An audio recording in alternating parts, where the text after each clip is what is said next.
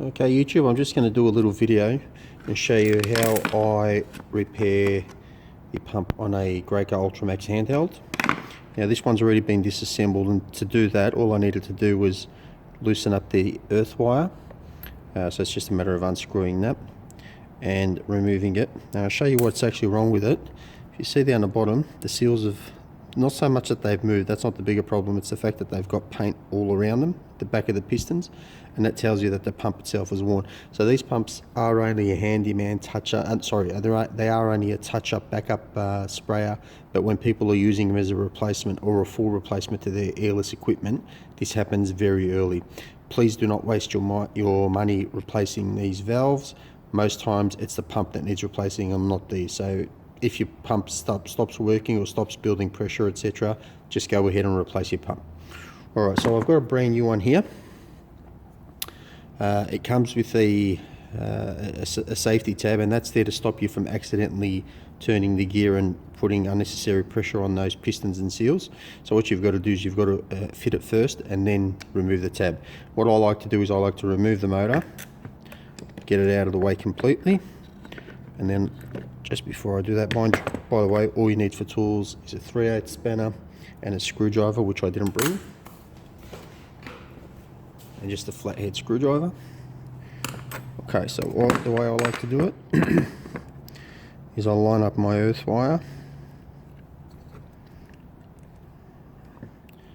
I'll just sit that on there temporarily till I can get things the way I want.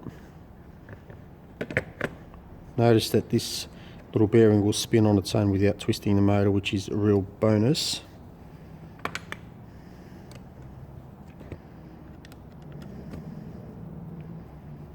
Now, I want this to be facing that way so that the two straight edges are going up and down, or they're both on the sides. And what I'll do is I'll get this earth wire to sit upright as well.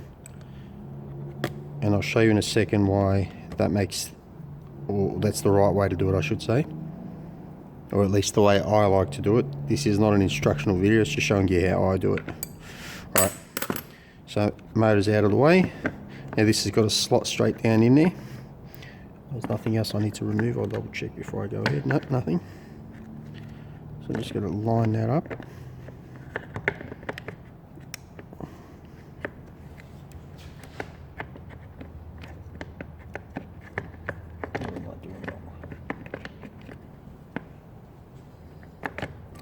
we go.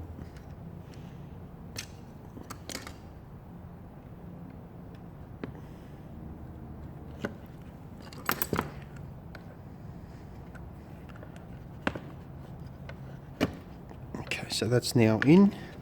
Now with the motor you can see it's got a, well, I'm not sure if you can see it, but there's a flat side there, and that's got to go down to the bottom.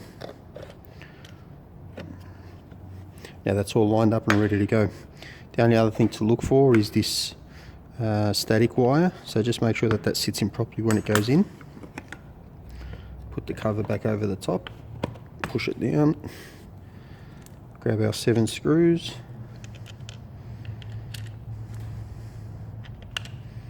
These normally come with a little bit of Loctite on the end of them, but I'm not going to bother with that because I'm sure this will be due for another pump rebuild in no time. I'm going to use a cordless drill just because it's a little bit faster, and work from the middle out just like you would on a internal combustion engine. No need to over tighten.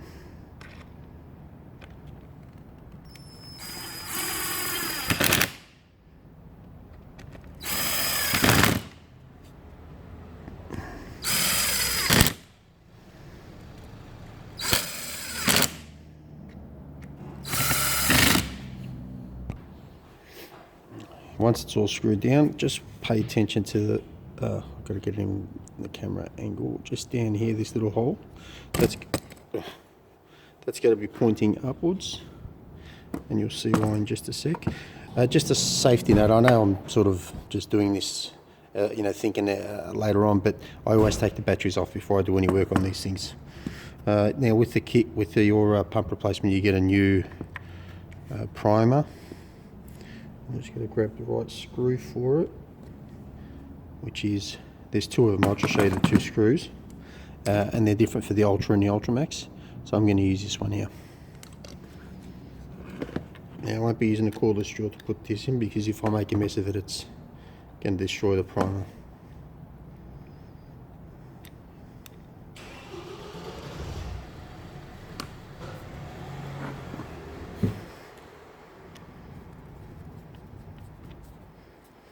Hopefully that'll line it up if it's out of whack.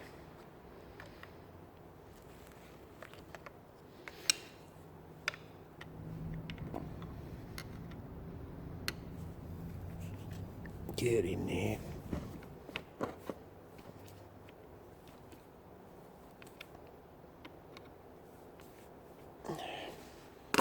Just get a feel for it. Yep, feel like it's doing the right thing. So there we are, Ultra Max with a brand new pump in there. Ali from Westbury. If there's any videos that you would like me to show, or any suggestions or anything, by all means let me know. Also, in case you anybody who does order one of these, you do get a instruction manual with it, and it is really as simple as what I just showed you, so there's really not much to it. Anyway, see you on the next one. Take care.